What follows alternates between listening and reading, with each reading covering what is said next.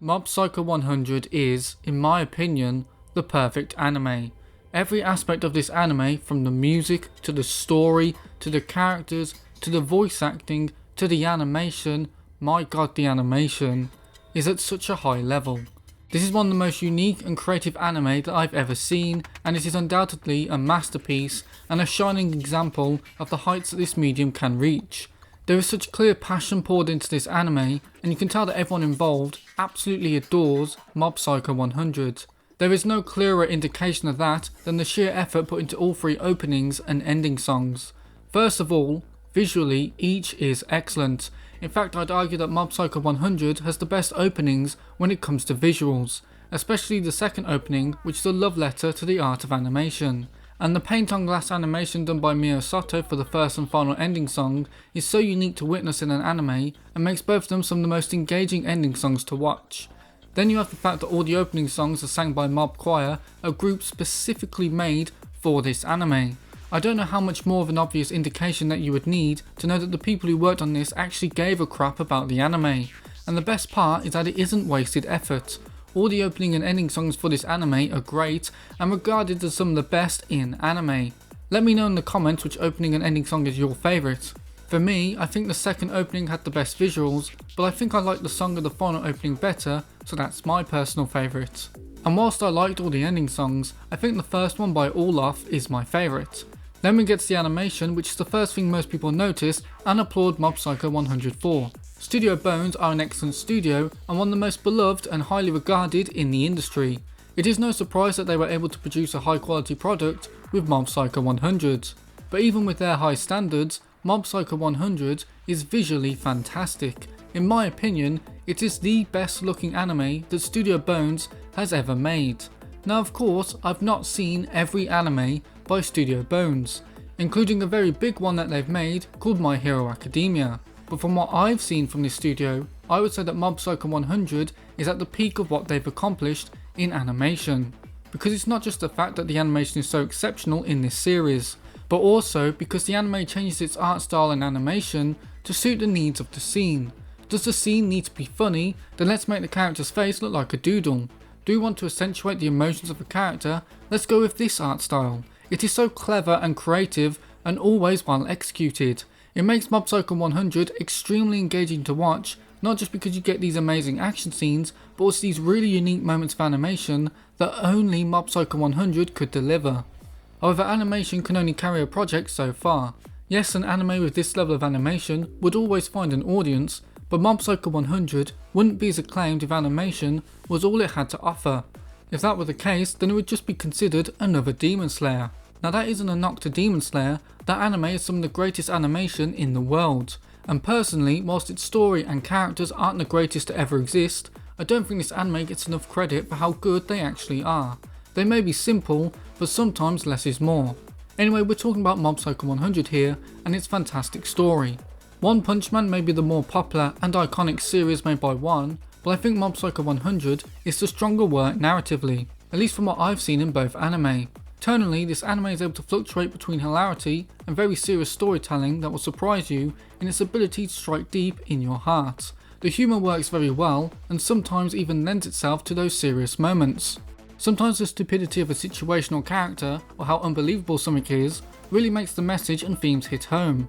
Mob Psycho 100 is a really odd coming of age story that has all these wacky characters and world ending stakes, but at the centre of it is this really moving story of a young boy finding his place in the world and coming to terms with who he is and accepting himself for it. As you can probably guess, a show so focused on emotions and the inner turmoil of its central characters must surely have exceptional characters. And you'd be right, because like every other aspect of this anime, Mob Psycho 100's characters are absolutely fantastic.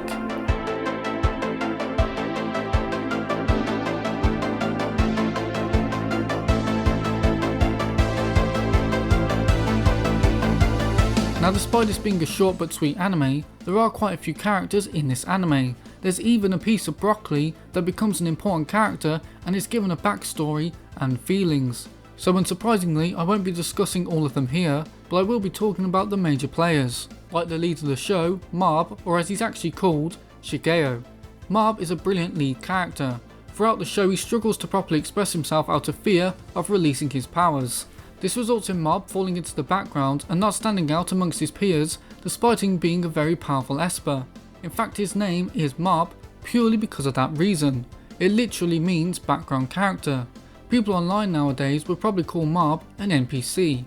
Mob lacks a voice and is completely overshadowed by his more popular, more attractive and more academic brother Ritsu, as well as his far more charming and socially adept master Reigen. Yet Mob actually seeks to improve himself. He strives to be better, whether that be by improving his body by joining the Body Improvement Club or by taking on the advice of others and approaching life in different ways. Mob actually tries, and just like the animators and the singers and the voice actors involved in this anime, that effort is actually rewarded. People take notice of Mob and his attempts of bettering himself, and it makes them root for him and further push him to be a better person. That is the message of Mob Psycho 100 as illustrated through Mob's character. Your life is your own. What do you want from it, and what are you gonna do so that you get it? Watching Mob's growth over all 3 seasons was amazing, and I think a lot of people will genuinely be inspired by Mob's journey and see themselves within him. He's a fantastic character, and the only issue I have with Mob has nothing to do with his character or even the writing within the show. My issue is with the voice acting, because I watched this anime dubbed. Yeah, I know I watched an anime dubbed, but Mob Psycho 100's dub is really good. It is legitimately one of my favourite English dubs that I've ever watched. I don't know why, but whenever Studio Bones makes an anime, it always gets a good English dub. Obviously, good animation helps, but maybe it's how they draw the characters' faces, I don't know. But anyway, the English dub is really good, and one of the best voices in the show is Mob's. Mob is voiced by Kyle McCarley, who is best known for voicing Mob, as well as 9S in Nier Automata. He was the perfect pick for the character, and really brought out the innocence of Mob, and really made him feel like an underdog. Yet he also shone in the moments when Mob's feelings burst out of him. Unfortunately for Season 3, Kyle did not return to voice the character. Usually when a voice actor doesn't return for a role, it's because they either did something bad in their personal life, died, or got too big to return to the anime. None of these reasons are why Kyle did not return to voice the character. The reason is because Kyle wanted the show to be produced under a SAG-AFTRA contract. Essentially, Season 3 would be under a union contract. However, things didn't go how Kyle wanted, so instead he offered to do Season 3 of Mob Psycho 100 under a non-union contract, on the condition that Crunchyroll would meet with SAG-AFTRA representatives just to merely discuss the possibility of unionising. But Crunchyroll refused and instead replaced Kyle McCarley instead. It's really disappointing, not just for ethical reasons, but because it did impact my enjoyment of Season 3. He was exceptional in the role, and his new voice just didn't hit the same, despite the voice actor Jason Liebert doing a good job with the character. It wasn't just Kyle McCarley who didn't return. Other voices were recast, and some people behind the scenes left the anime too, including the ADR director, which I also think negatively impacted the quality of the dub. Luckily, a lot of the voice actors did return, but it's so frustrating that one of the best English dubs around was shot in the foot by Crunchyroll, and now it's a lot harder to recommend that version of the series to people. But let's try and remain more positive about the series going forward. Reigen Arataka is my second favourite anime character. The only anime character that I like more than Reigen is Yagami Light. But it's been so long since I saw Death Note, so who can say for certain if I actually like Light more than Reigen. Reigen, like the series that he comes from, is one of the most unique anime characters that I've ever seen. He's this con man who pretends to be an extremely powerful psychic who can do exorcisms, but instead he just uses Mob to exorcise all the evil spirits. This description makes Reigen sound like a douche and a bad guy, but Reigen is actually the opposite of that. Reigen may truthfully be taking advantage of Mob, but he also genuinely really cares about him too. In fact, Reigen is a really good human being, and his verbal ability to best anyone and to trick others means that he's also able to say some of the most profound sentences too. Reigen can literally make the most stupid of analogies or comparisons genuinely thought-provoking. This is a very silly and stupid show, but Reigen is where the intelligence of one, the author, shines through. A lot of thought was clearly put into Reigen's lines, and it's his dialogue that sticks with me the most. Reigen, in my opinion, is the most complex character in the show. He's scamming people, yet he inspires all those around him and changes their view of the world. He is such a great character that his words actually transcend the anime and impact the viewer too. He is silly and funny and embarrassing and stupid and wise and manipulative and kind and compassionate and understanding. There are so many dimensions to this one character, and I love that the anime dives deep into who he is and pulls back the curtain to show us the real Reigen underneath all the facades. It also helps that Reigen is afforded the best performance in the English dub and one of the best performances in dubs in general. He's a real standout character, and he completely stole the show for me and will go down as one of the best characters that I've ever seen in fiction. Dimple, on the other hand, was a character that grew on me. He's also a little morally questionable since he's a literal evil spirit, but I like that we see Dimple get more and more taken in by Mob's kindness. He wants to use Mob for even more nefarious reasons than Reigen does. Dimple wants to rule the world and be the most powerful being to exist. His time with Mob and with Reigen make him reconsider what he truly wants.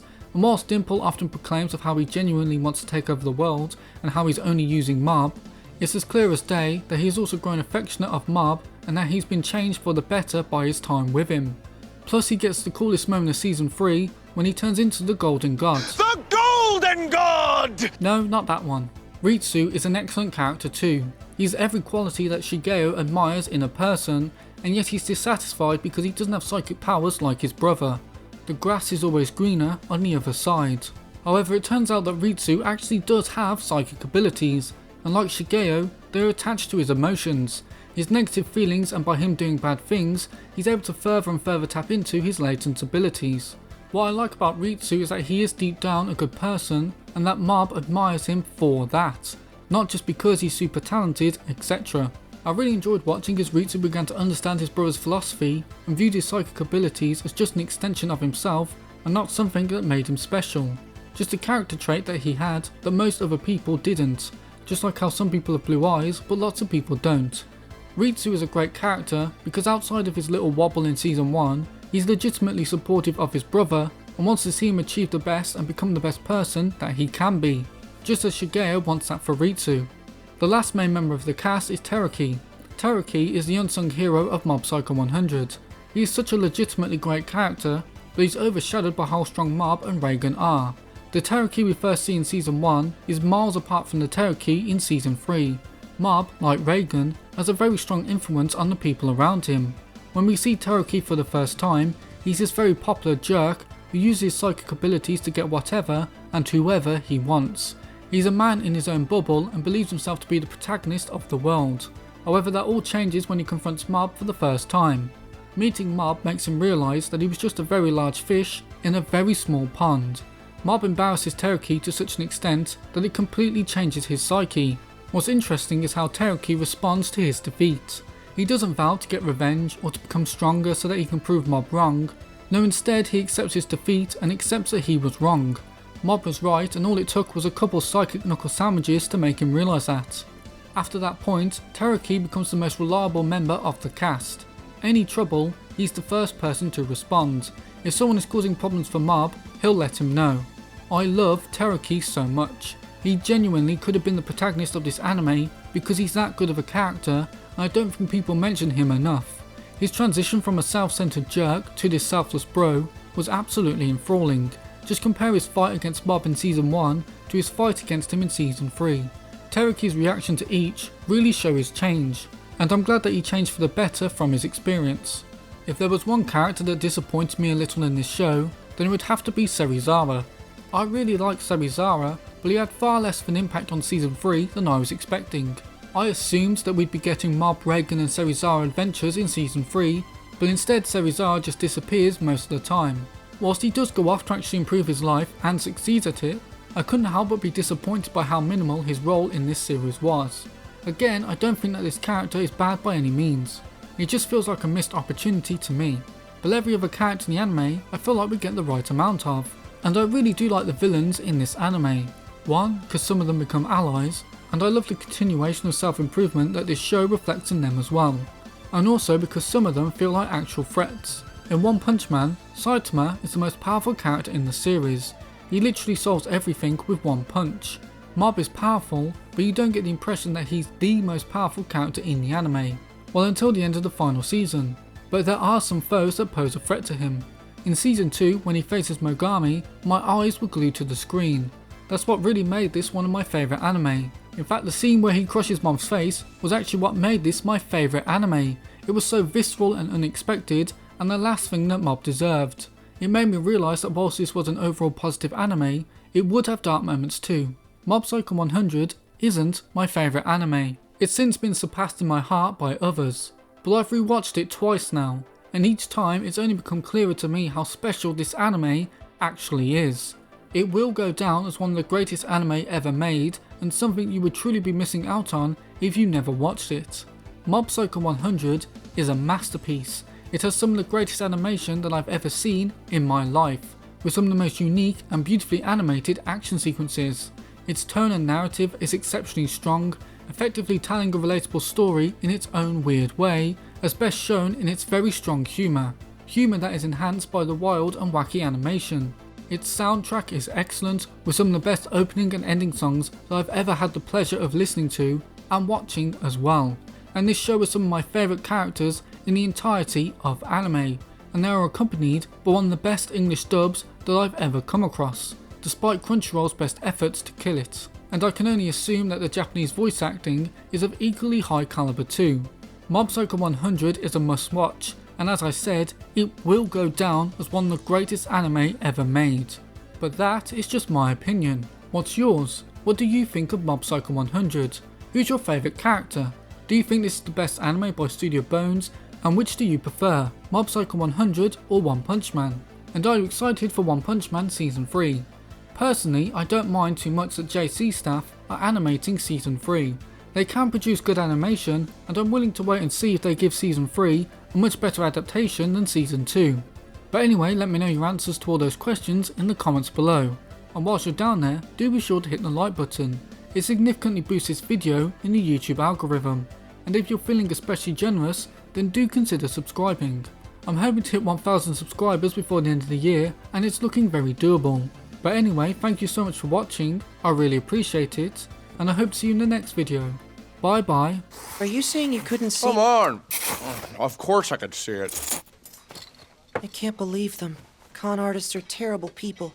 The worst of the worst.